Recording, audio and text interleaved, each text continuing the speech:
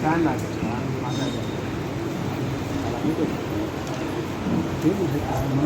Start అయిపోతుంది.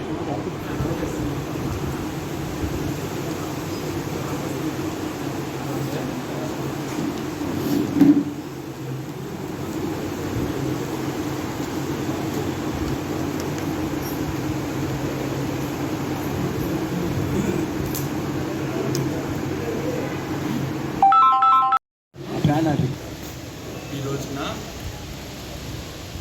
పుణ్యక్షేత్ర తిరణాలు September 6, 7, 8వ తేదీ ఆ రోజు మరియమాత జన్మదిన వేడుకల సందర్భంగా ఇక్కడికి వచ్చేసినటువంటి మీడియా మిత్రులందరికీ మరియు మా తండ్రి గారైన బిషప్ గారు మోజస్ డి ప్రకాశం గారికి ఇక్కడికి చేసిన గురువులందరికీ కూడా ఆహ్వానం పలుకుతూ ఉన్నాను. ప్రతిసారి కూడా మనం ఈ ప్రెస్ మీట్ పెట్టుకుంటాం.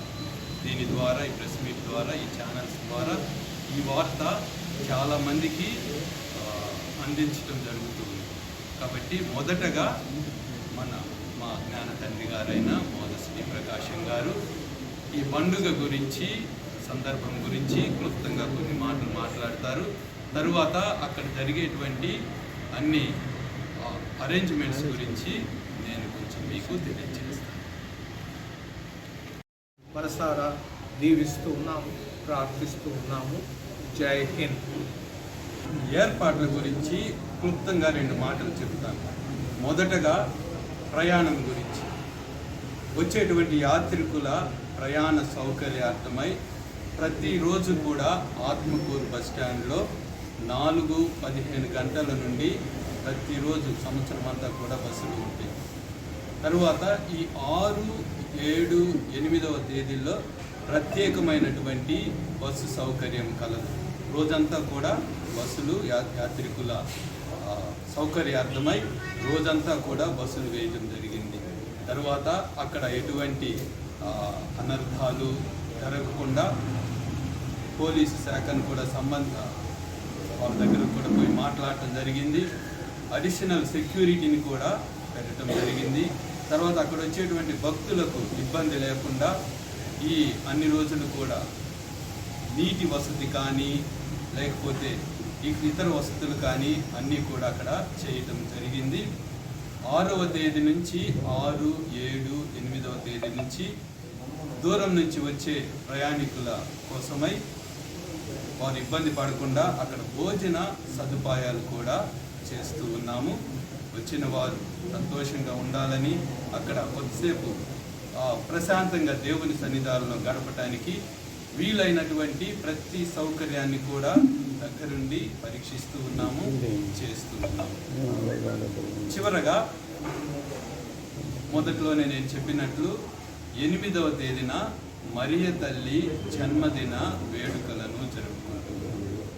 మామూలుగా ఎవరిదన్నా కానీ జన్మదిన వేడుకలు జరుపుకుంటూ ఉంటే వాళ్ళని అందరూ కూడా క్షేమంగా ఉండాలని దీవిస్తాం, ఆయురారోగ్యాలతో ఉండాలని దీవిస్తాం, వీలైతే వారి కోసం ప్రార్థన చేస్తాం.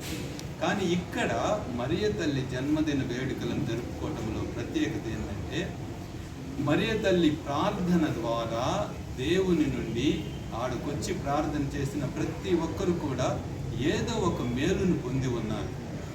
8వ తేదీన జన్మదినం రోజున అందరూ కూడా అక్కడికి వచ్చి ప్రార్థనలో పాల్గొనేది వారు పొందినటువంటి మేలులకు కృతజ్ఞత తెలుపుకోవటానికి దేవునికి, తరువాత మరియ తల్లికి, తరువాత ఇంకా ఉన్నటువంటి అవసరాలను దేవునితో తెలిపి వాటి నుండి విముక్తిని పొందటానికి. కాబట్టి మన మీడియా మిత్రుల ద్వారా నేను ప్రతి ఒక్కరిని కూడా ఈ పండుగలో పాల్గొనమని ఆహ్వానిస్తూ ఉన్నాను. ఇది ఏ మతానికి, కులానికి, ప్రాంతానికి చెందినది కాదు. ఎందుకంటే మరియ తల్లి ద్వారా, దేవుని ద్వారా, వారి ప్రార్థన ద్వారా పొందినటువంటి మేలులకు కృతజ్ఞత తెలుపుకోవటానికి ఆడికి వస్తున్నాం. కాబట్టి కృతజ్ఞత తెలపాలంటే మనకు ఎటువంటి ఆంక్షలు లేవు. కాబట్టి ప్రతి ఒక్కరిని కూడా మీ మీడియా మిత్రుల ద్వారా నేను ఆహ్వానిస్తూ ఉన్నాను. ప్రతి ఒక్కరు కూడా రండి, సంతోషంగా దేవుని సన్నిధానంలో గడపండి, దేవుని ఆశీర్వాదాన్ని పొందాలని మీకు అందరినీ కూడా పిలుపునిస్తున్నాను. ఇది 8వ తేదీ ఉంటుంది. 6వ తేదీ పూజ అయిన అనంతరము ముత్యాలతో పాలము మహాలక్ష్మీపురంలో సప్రం తిరుగుతుంది. 7వ తేదీ కొత్త కోడూరులో సప్రం తిరుగుతుంది. పూజ తరువాత 8:30 కావచ్చు, 8:30 ఆ టైంలో, సాయంత్రం 8:30.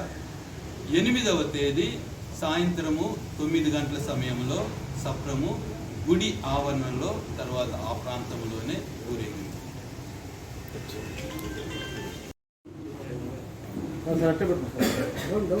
కానీ మీరు తీసుకున్నట్టు నేను తీసుకోవాలి, మళ్ళీ రారా వెనక.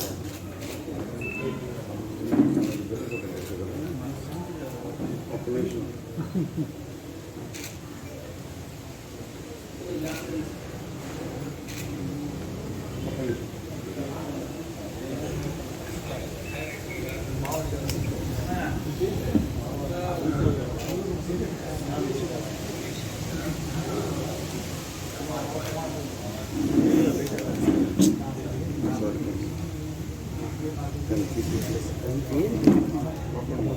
మీరే వెనకాల ఉండమంటారు మీరు.